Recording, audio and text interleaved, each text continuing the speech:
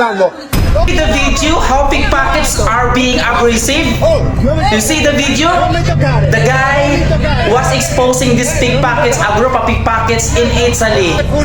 They are very fearless. They don't afraid, and you know they are fighting back, and they are trying to curse the guy.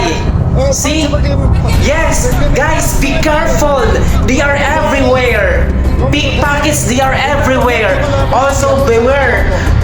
Beware that they come in groups, and usually the same people. They are all the same people.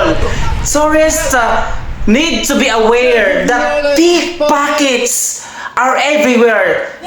Please try to lock your bag safely. Tourists should travel safely. Institutions must ensure this. Always keep your bags in front of you. Okay? Please. Please. We should stop this.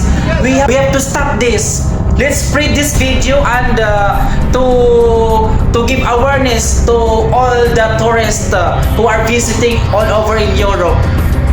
Attention pickpocket! Attention pickpocket!